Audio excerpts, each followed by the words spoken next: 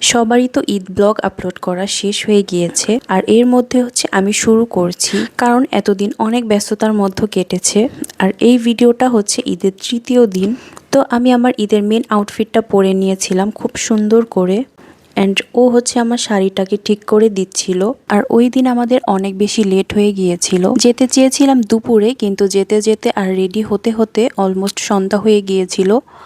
তো আমরা হচ্ছে রওনা দিয়ে দিয়েছি খুব তাড়াতাড়ি করে। আর আমাদের রাস্তার অবস্থা দেখুন কতটা জঘন্য হয়েছিল। এক্সপ্রেসওয়ের কাজ চলছে, খুব সুনি ঠিক হয়ে যাবে। তো আমি এখানে বসে বসে আমার চুড়ির স্ন্যাপ নিচ্ছিলাম, বিকজ এই চুড়িটা হচ্ছে আমাকে কিছুদিন আগে উপহার দিয়েছে। আর এই চিকন চুড়িটা হচ্ছে আমার আম্মুর, আমার জন্মেরও আগের আম্মু আমাকে দিয়েছিল। তো আম্মুর চুড়িটা আমার অনেক বেশি পছন্দের, এইটাই হচ্ছে সব জায়গায় আমি পরে যাই। আর হচ্ছে আমাদের এলাকার থেকে একটু পরে মানে উত্তরা ঢুকতেই হচ্ছে অনেক সুন্দর একটা জায়গা আছে। বর্ষাকালে যখন পানি আসে, এই পানি হচ্ছে দুই দিক দিয়ে আসে, অনেক বেশি সুন্দর লাগে দেখতে।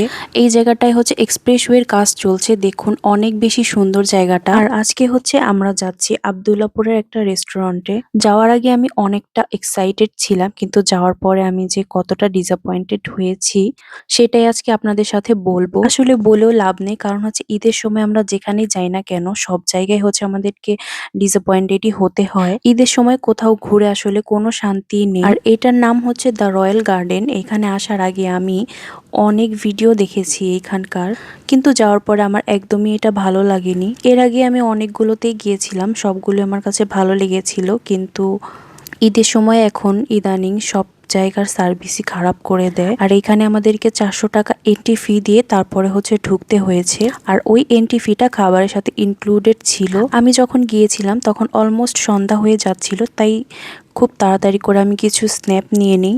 আর আমার কিছু ছবি তোলার ছিল, ওই ছবিগুলো তাড়াতাড়ি করে তুলে ফেলি। তারপর হচ্ছে আমরা রুফটপে বসে পড়ি। ওইখানে অনেক বেশি গরম ছিল আর একদমই সিট পাওয়া যাচ্ছিল না। তো লাকিলি হচ্ছে আমরা একটা সিট পেয়ে গিয়েছিলাম। আর এখানে হচ্ছে লাইভ মিউজিক হয় সন্ধ্যার পরে। আপনারা যদি চান খুব ভালোভাবে উপভোগ করতে পারবেন ওই লাইভ মিউজিকটা। তো আমরা হচ্ছে পুল সাইডে বসে পড়েছিলাম, একটা টেবিল ফাঁকা পেয়েছিলাম আর সঙ্গে সঙ্গে বসে পড়েছি। এটা আমাদের অনেক লাকের একটা বিষয়। মানুষজন হচ্ছে 3-4টা সিরিয়াল হয়ে দাঁড়িয়ে ছিল, তারপরও বসার জায়গা পাচ্ছিল না, এত পরিমাণের ভিড় ছিল এখানে।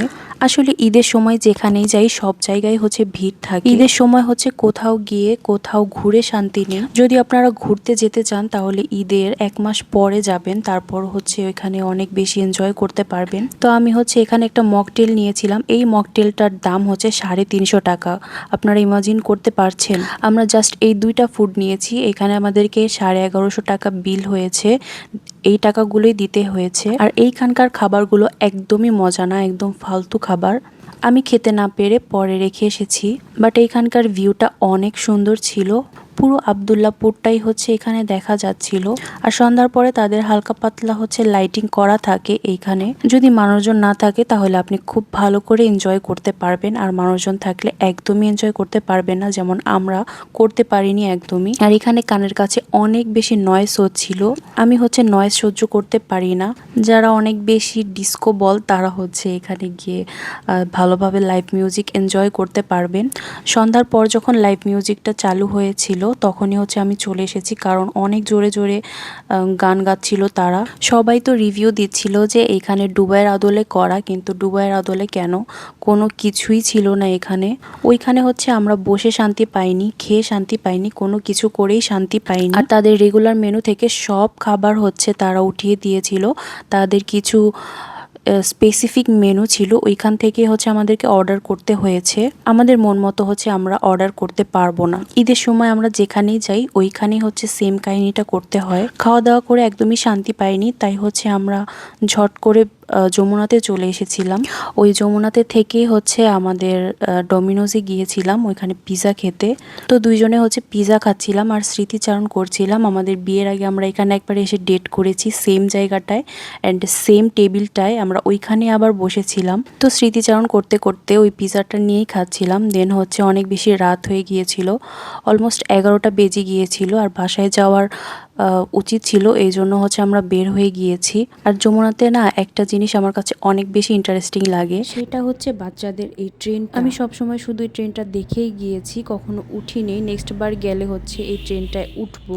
তো আজকের জন্য এইটুকুই। সবাই ভালো থাকবেন, দেখা হচ্ছে অন্য একটা ভিডিওতে।